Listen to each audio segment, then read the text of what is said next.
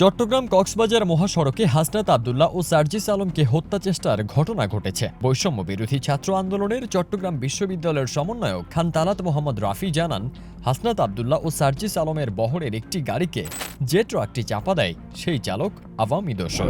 হয়তোবা বেঁচে থাকার কথা ছিল না, অথচ এখন কথা বলতে পারছি। ২৭ নভেম্বর নিজের ফেসবুক লাইভে এসে রাফি এসব কথা বলেন।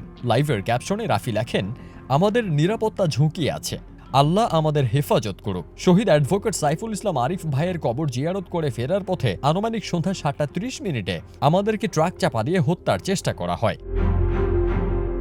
লাইভের ক্যাপশনে রাফি আরও লেখেন, হয়তো বেঁচে থাকার কথা ছিল না, অথচ এখন কথা বলতে পারছি।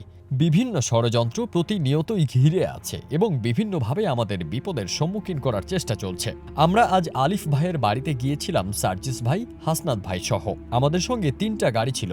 আমরা কবর জিয়ারত করতে গিয়েছিলাম। ফেরার পথে সৌভাগ্যবশত গাড়ি চেঞ্জ করে ফেলেছিলাম আমরা। হাসনাত ভাই, সার্জিস ভাই একটা গাড়িতে ছিলেন, আমি আরেকটা গাড়িতে ছিলাম এবং আমার বন্ধুরা ও ভাইয়েরা অন্য আরেকটা গাড়িতে ছিল। আমরা পেছনে, সামনে ওই গাড়িটা ছিল।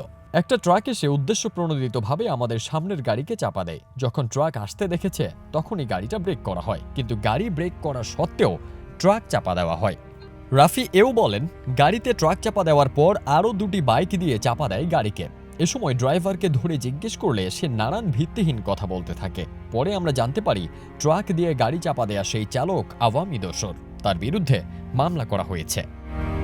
নিরাপত্তার বিষয়ে রাফি বলেন, আসলে আমরা জানি না আমাদের নিরাপত্তাটা কোথায়। কিছু মহল শুরু থেকে আমাদের পেছনে লেগে আছে আমাদের ক্ষতি করার জন্য, যার প্রতিফলন আজ আপনারা দেখেছেন। ফারদিন সানি, দেশ রূপান্তর।